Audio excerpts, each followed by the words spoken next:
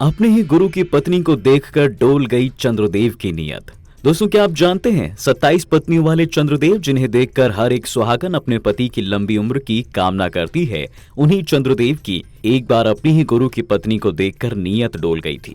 ऐसा कहा जाता है कि एक दिन चंद्रमा अपने गुरु बृहस्पति के घर उनसे भेंट करने गए थे, जहां बृहस्पति की पत्नी तारा ने चंद्रमा की खूब आव भगत की, लेकिन चंद्रमा का दिल तारा के सौंदर्य पर जाकर अटक गया। उनके मन में तारा को पाने और उनके प्रेम बेला में डूबने की लालसा जाग उठी। रूप और यौवन के मोह में चंद्रदेव का दिमाग कुछ इस तरह से भ्रष्ट हो गया कि उन्होंने तारा का अपहरण कर लिया और अपने साथ चंद्रलोक ले गए। लेकिन जैसे ही चंद्रदेव की इस हरकत के बारे में सबको पता चला, चारों तरफ चंद्रमा की थू थू होने लगी।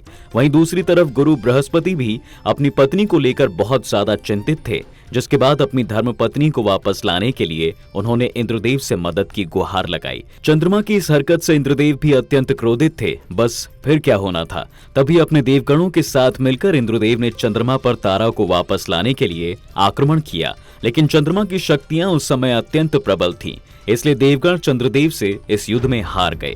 इधर बृहस्पति से अब रहा नहीं गया तो वो देवताओं के साथ महादेव के पास पहुंचे और उन्हें सारी बातें बताईं। वहीं भोलेनाथ को जब चंद्रमा के इस कुकृत्य के बारे में पता चला तो वो बहुत ज्यादा क्रोधित हो गए थे। और ये तो आप सभी जानते हैं कि अगर भोलेनाथ का गुस्सा चरम पर चला जाए तो इस समस्त सृष्टि का विनाश हो सकता है।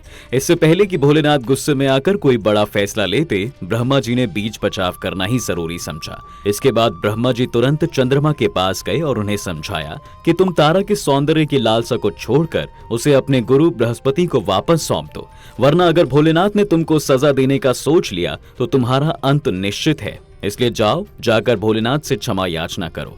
बस फिर क्या होना था, भोलेनाथ के क्रोध के आगे तो पूरी सृष्टि सिर झुकाती है, तो चंद्रमा को भी झुकना ही था। जिसके बाद चंद्रमा ने जाकर भोलेनाथ से और अपने गुरु बृहस्पति दोनों से ही माफी मांगी और तारा को उन्हें वापस कर दिया।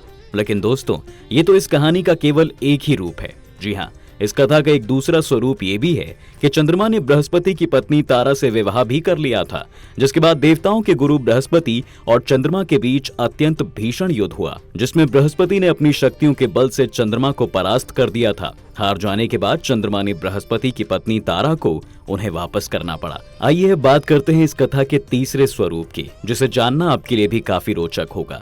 दोस्तों, चंद्रमा जब अपने गुरु बृहस्पति से शिक्षा ग्रहण कर रहे थे, तब चंद्रमा का मनमोहक सौंदर्य देखकर बृहस्पति की पत्नी तारा उन पर मोहित हो गई। चंद्रमा जल्द ही तारा की इस बात को समझ गए और खुद भी उसकी तरफ आकर्षित हो गए। कुछ ही दिनों में दोनों का रिश्ता इस कदर आगे बढ़ गया कि तारा अपने पति बृहस्पति को छोड़कर चंद्रमा के साथ जाकर रहने लगी। चंद्रमा और तारा की ऐसी बेशर्मी को देखकर बृहस्पति अत्यंत क्रोधित हो गए। उन्होंने बार बार तारा को लौटाने के लिए कहा, लेकिन ना तो चंद्रमा तारा को छोड़ने के लिए तैयार थे और ना ही तारा बृहस्पति के पास वापस लौटना चाहती थी। बस फिर क्या था, चंद्रमा और बृहस्पति के बीच युद्ध छिड़ गया। लेकिन जल्द ही इस युद्ध में अन्य लोग भी शामिल होने लगे।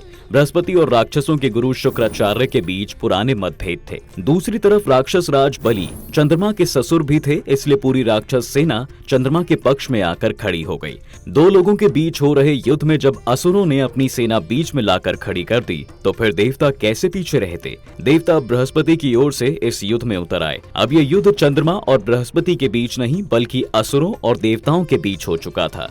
युद्ध की भीषणता को बढ़ता देख ब्रह्मा जी अत्यंत चिंतित हो उठे, क्योंकि अब समस्त सृष्टि खतरे में थी।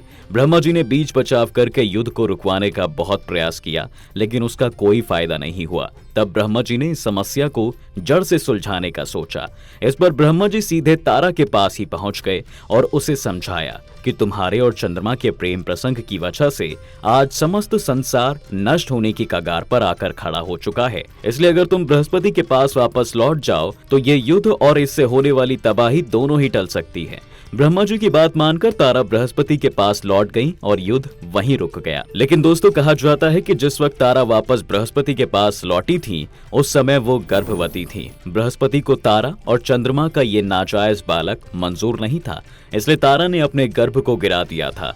लेकिन जब वो भ्रूण तारा के शरीर से बाहर निकला तो वो एक बालक में बदल गया। उस बालक ने खुद को सोमदेव यानी कि चंद्रमा का पुत्र सोम कुमार बताया। पैदा होते ही बच्चे के अंदर इस प्रकार की बुद्धि और ज्ञान को देखकर ब्रह्मा जी चकित रह गए और उन्होंने उस बालक का नाम बुध रख दिया, जो बाद में जाकर बुध ग्रह बना। बृहस्पति ने उस बालक को कबूल नहीं किया था, ऐसा कई कथाओं में कहा जाता है दोस्तों। इसलिए तारा से अलग होने के बाद चंद्रमा की सबसे प्रिय पत्नी रोहिणी ने उस बालक का लालन पालन किया था। तो दोस्तों, ये थी चंद्रमा और तारा के प्रेम की कहानी। आपको कैसी लगी हमें कमेंट्स में जरूर बताइए। वीडियो को लाइक कीजिए। हिंदू धर्म से जुड़े ऐसी और भी कहानियां जानने के लिए हमारे पेज को अभी फॉलो कीजिए।